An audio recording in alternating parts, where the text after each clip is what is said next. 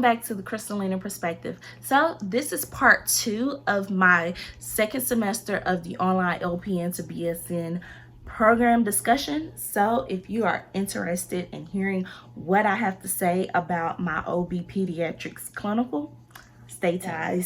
So let's jump into it because I don't want to make this video as long as the first part. So as you guys know, this semester I was in the OB Pediatrics clinical. The clinical was a 16-week clinical, and OMG, y'all, it was a lot. So let's talk about it.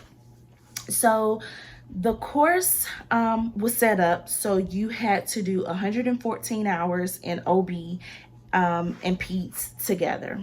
That time was then split, so you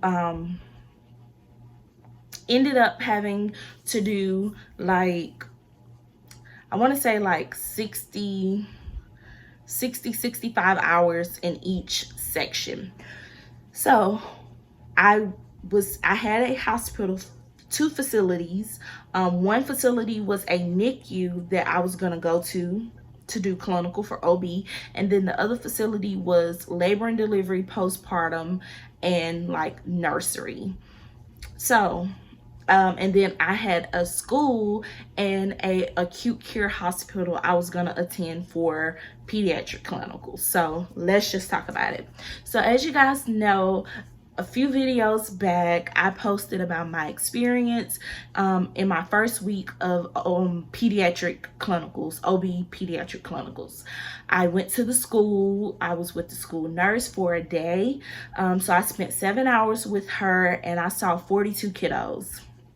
Of that 42 kiddos, I sent home like maybe 11 or 12 children who had fevers. At the time in January, here in Arkansas, the big thing here was the flu. So this was like before the coronavirus like blew up. Like the coronavirus was around, but it was mostly the flu here in Arkansas. So basically I was, taking temperatures. I had a lot of stomach aches. I had some type 1 diabetic students.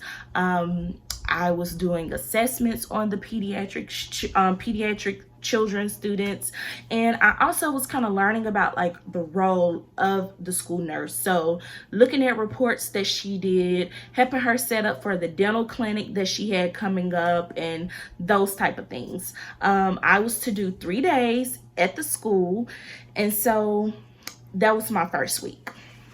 Well, my second week, which was the week that I was getting ready to complete the OB Pediatrics course, she called and stated that her daughter was sick with the flu. So, and when I say she, I'm meaning that my clinical preceptor for the school. So, real quick insert right here. How our clinicals work. We are 100% online, but clinicals are done in our own geographical area. So the school, which is UARK, University of Arkansas Fayetteville, they set up our clinical sites. They set up the contracts. They set all of that up. They'll even help you secure a preceptor. You then make the communication with your preceptor on what days you're going to come do the clinicals with them, the times, that type of thing. So that's that. Typically you're doing exactly what they do on the job, because although you are a student, you're also like working alongside of them, but you're working in student capacity. So you can't do anything without your preceptor, if that makes any sense how I said that. So at the school, I had a preceptor.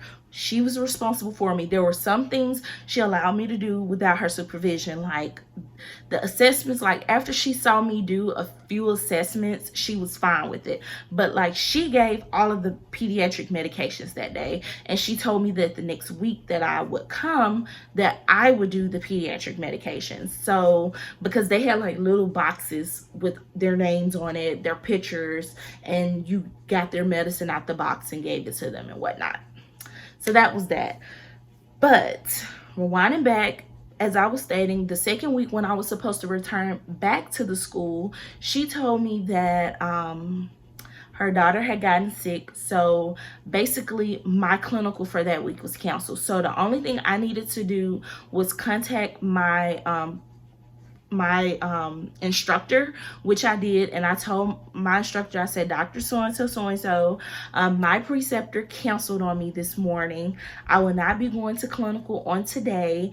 I will be getting with my advisor. Well, we have a coordinator at the school that helps with the clinicals and things like that. I will be getting with her, and she will help me to reset up time to go back to the school. So she did that, and I was scheduled to go back for 2 days at the school in April. So I got all that out. Whew. So the rest of the clinical is you are doing a variety of different assignments. So during this time, as I stated, the end of January, I went to my first in-person clinical. So the entire month of February, I did in-class clinical assignments. So I'm in my nursing research and older adult nursing course, but I'm also doing all of these assignments. So for example, we had to do like a video where we had to like do a postpartum assessment. We have to do a newborn assessment. And I mean, a lot of these things you basically have to improvise, like how we had to do the first semester. Find things around your house, get really creative, use your imagination. As long as you understand and you know the concepts, you're basically gonna pass. But you have to be able to verbally look in the camera, record yourself, and show some competency with doing the skill. So I spent the entire month of February doing clinical work. So we had a few videos we had to do. We had some concept maps and journal articles that we had to do. We had like a simulation on premature rupture of membranes that we had to do. So I spent February doing that. So like the third week of February, I was supposed to go to the NICU. Something happened with the hospital or something, and my instructor called me and told me, well, you're not going to get to go to the NICU. So I was really bummed out about that. So I ended up having to ask my preceptor that was over my labor and delivery clinical if she would allow me to come 2 extra days to be with her to make up the hours that I missed with going to the NICU.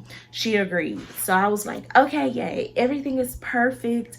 I'm gonna learn all this stuff, yay. So March comes. In the clinical course, you know, you space out your work. We had to do like, you have work you do for OB, you have work you do for Peds. So you basically organize yourself on how you're gonna get all these assignments done. So I was like, okay, so I will do we had to do a SOAP note for pediatrics, and we had to do quite a few case studies for pediatrics.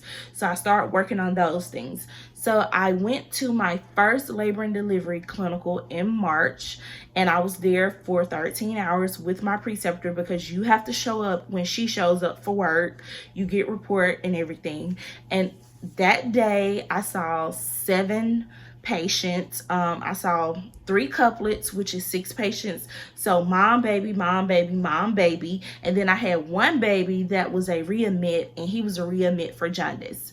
Absolutely fell in love with OB that day, just being honest. I was in between the postpartum and the nursery, so I was doing things in the nursery with the babies, like hearing tests, doing labs, checking them for congenital heart defects, that type of thing. And then I also was doing patient teachings, teaching mom how to breastfeed, helping mom expose the baby and get the baby to breastfeed. All of that just made me feel so warm and fuzzy, and I loved it. I was so pumped and so ready because the unit was really small. It was like one side was labor and delivery, the other side was postpartum. So the next day that I was supposed to go, I was going to be in labor and delivery, which the next day was like within the next 2 weeks, because the following week I was supposed to go to pediatrics. Well, the following week was like the 3rd week of March, and my school canceled all clinical rotation sites, regardless if the hospital even said that we could attend the facility. And although we are LPNs and we're still having to go to work with everything, they still said that no, we couldn't do it. So a lot of us were, we understand safety, but we were still miffed about it, especially me, because I was using my clinical rotations as a way to figure out if I wanted to do OB or pediatrics. And that particular week that they canceled, I was gonna go 2 hours away to Jonesboro, Arkansas, to a hospital to do acute care pediatrics. And I was so excited to do it. Well, that got canceled. And then of course the other 4 days that I had an OB got canceled, and the school clinical got canceled. So here I am, frustrated, angry, and just miserable. So our school came up with this checklist that I previewed in an update video that I posted. And on the checklist there were quite a few Kaplan videos you had to watch, some ATI simulation assignments, and that was really all that I had to do. I'm gonna tell y'all what a ding dong I am. But basically I had already gotten 55 hours, because you get hours for your pediatric and OB orientation, because when you're making the videos that I previously talked about, those are considered hours towards clinical. So because you're doing work. So yeah, I basically needed to watch all these videos, do an assignment on these videos, take assessments to analyze myself on these videos and all of that. In addition to that, they also added case studies, and they added more concept maps, more journal articles, more of everything. So here I am oh my God, I am stressed, I am overwhelmed, I am over this. So today is April 30th, my instructor calls me, and I did everything that had a link open, and I wasn't even supposed to. Damn. So I spent all this time doing all this work for no freaking reason. She was like, Crystal, you had already been to clinical. Some people had never been to clinical, so they needed to do all that stuff. You didn't need to do all that stuff. Really, Susan? By the way, my instructor name isn't Susan. This is just from a little boy video I saw. Really? You could have called me 3 weeks ago when you saw me uploading everything. So that's the bummer with this semester, why I'm so over this semester, why I'm just done, because I have literally done 10 case studies, and these case studies are like pages of answers.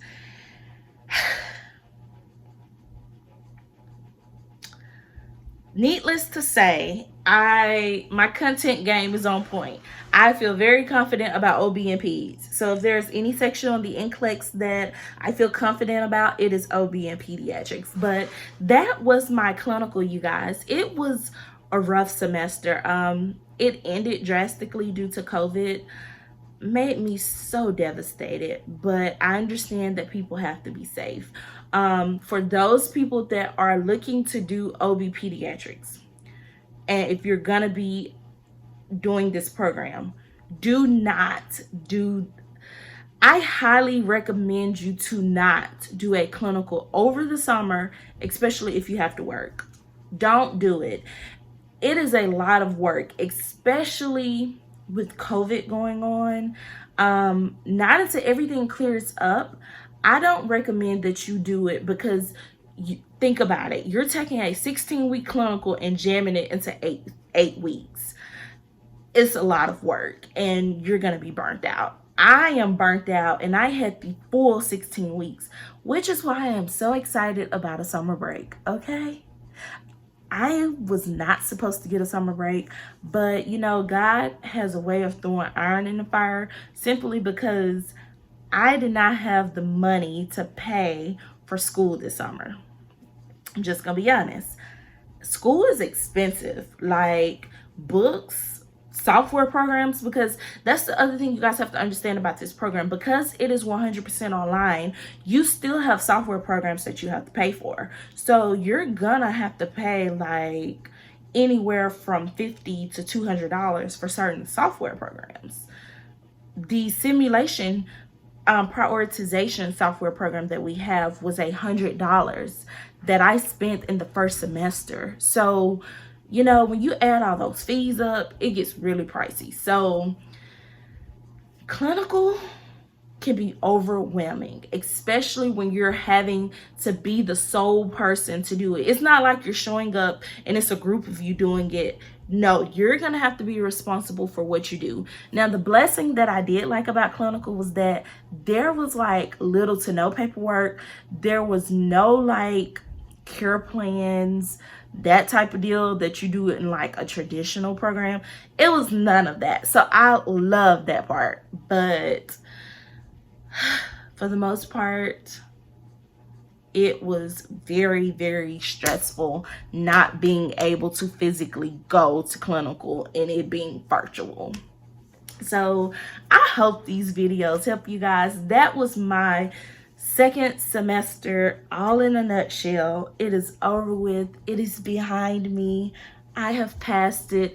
Right now, I am waiting to get the final grade for my OB Pediatrics clinical. I am 100% sure that I passed, but I am so thankful and so happy that it's over. So as you guys know, always please like, comment, and subscribe. You guys can find me on Instagram under the Crystalina Perspective or even Nurse Crystalina. And if you have any questions, don't hesitate to ask me, especially if you're going to be attending this particular program. So until our next video, you guys have a great day. Bye.